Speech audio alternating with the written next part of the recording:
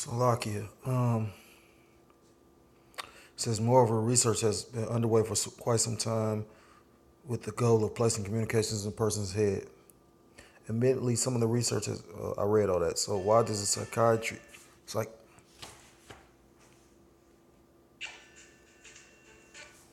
Salakia, why does the psychiatric community refuse to consider technologic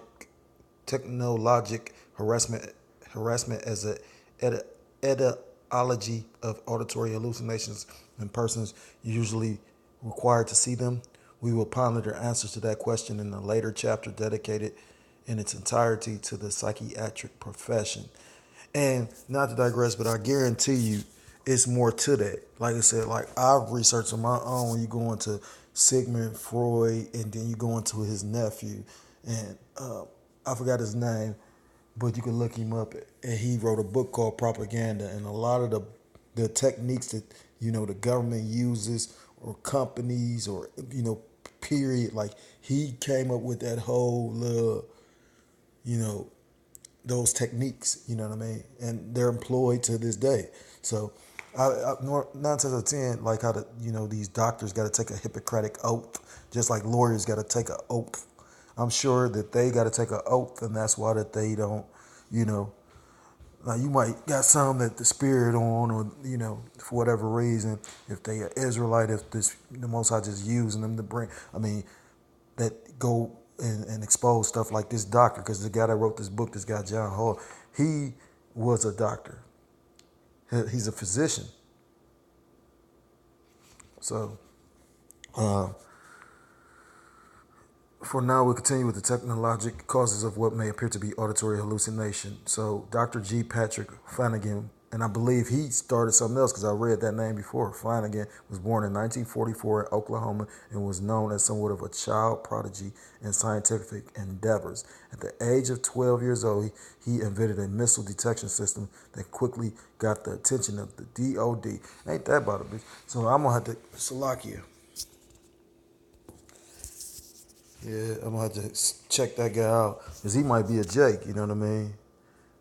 At 12 years old, he created a missile detection. At the age 14, he invented a device called the neurophone that allowed sound to be transmitted to the brain through the skin. The year was 1958, and the device worked despite the crude technology of the day.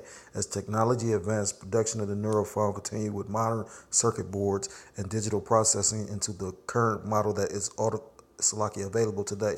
The neurophone does have the ability to plant voices in the head that only the user can hear.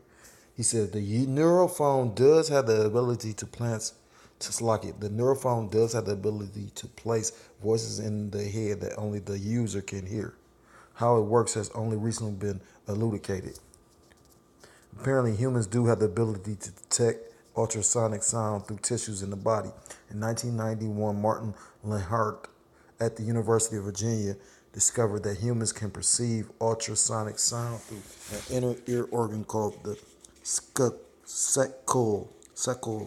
The sacul is actually an organ used for balance. However, when stimulated with ultrasonic sound, it sends neural signals to the part of the brain used for sound. It has been postulated that our ability to hear the pops and clicks of dolphins while scuba diving is perceived through the sacule.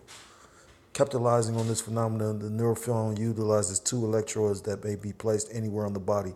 The circuit, circuit, circuitry of the devices The circuitry of the device has been engineered to provide a means for ultrasonic waves to be passed through the tissue to the saccule.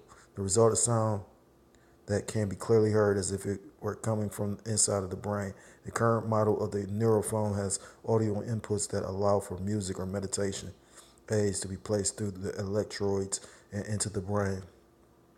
Obviously, schizophrenics do not hear voices as a result of electrodes placed on their body that transmit ultrasonic sound. The neurophone merely sets that precedent for obvious attempts to place audio in a person's head.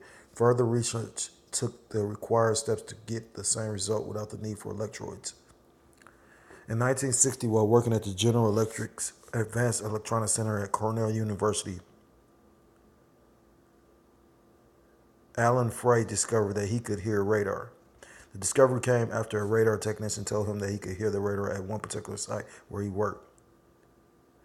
After some research, Frey ascertained that the sound heard in the brain was secondary to the interaction of electromagnetic radiation and brain cells and was not heard through normal hearing mechanisms. It was termed the Frey effect and set the basis for many ongoing studies into intracranial communication. Frey went on to study the non-thermal effects of microwaves and came to some very interesting conclusions. Microwaves belong to a part of the electromagnetic spectrum which are included in the radar, microwave ovens, and all cell phones. Their non-thermal effects can be equally detrimental as their thermal effects as witnessed every day in microwave ovens. Frey targeted various organ systems with microwaves and was able to reproduce detrimental effects, including uh, heart arrhythmias and sudden death. Damn. Modulated microwave. And you don't think this motherfucker the devil. You know what I'm saying? And yeah, he used the technology on one hand for microwaves and whatnot, but at the same time, you don't think he gonna weaponize it? I mean, this man is the sword. You know what I'm saying? Like, you know, when you go to Esau, he was a cunning hunter. I mean, that's a weapon for hunting. Let me, Slock it, bear with me for a second. That's deep, though, like I said. But you know something? At the end of the day, this damn devil do got a recompense. This is the book of Job, chapter 4, verse 8. And although, that's the will of the Heavenly Father, I'm going to start at verse 7. But, that's a hell of a weapon, and they devising it sneakily. You know what I mean? Like, if I wouldn't have brought this out, how many would have knew that the same technology that powers a microwave can actually stop your heart or sudden death?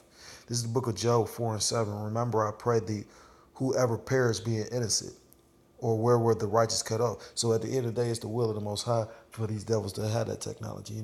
It say in the book of Job also that he is his instructions while he sleep, in dreams and slumbers, roughly paraphrasing. So these thoughts, these imaginations, these ideas is all from the Most High. You know what I mean?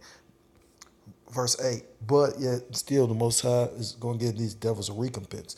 Even as I've seen, they that plow iniquity, meaning sin upon sin, because this is just sin upon sin. You know what I mean? Not only are you trying to put yourself above and beyond the Most High, but at the same time, come on, like, I ain't even got to go. Like brother said, you couldn't even, if every brother in the camp actually made a video about the wickedness of this devil, you still wouldn't have enough, videos to come up with everything that this devil has done.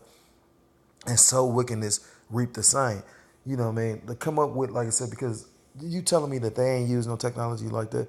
These are the same motherfuckers that's trying to blame the Iran for those tankers when, like I say, at the end of the day, I'm pretty sure Iran didn't do that. You know what I mean? Not just because of the simple fact, what would they stand to gain from doing that? You know what I'm saying? Like, they already, but this devil just is trying to stay on top. That's why I pray, call Allah Yahweh Ba'ashem Yahushua, that put it in these devils' heart to do something soon, you know what I mean? Like, because this damn Edomite need to be taken down. I mean, that's just wicked, though. You know what I mean? Like, and destroy this wicked ass society, Lord.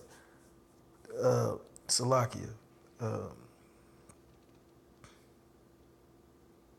It says in 1975, Freud reported that microwave energy pulsed at certain modulations could breach the blood-brain behavior and induce neurological changes. Damn. It says modulated microwave frequencies, those carrying a second embedded frequency, were found to be the most damaging. In 1975, Frey reported that microwave energy pulsed at certain modulations could breach the blood-brain behavior and induce neurological changes. The DoD took a keen interest in Frey's research. They were intrigued not only with the use of microwaves as a direct energy weapon, but as a carrier signal for communications to be placed directly in the brain. This is now called microwave auditory effect and has been extensively researched by the government and private institutions. Finally, the need for electrodes as with the neurophone was a thing of the past. I'm going to stop there.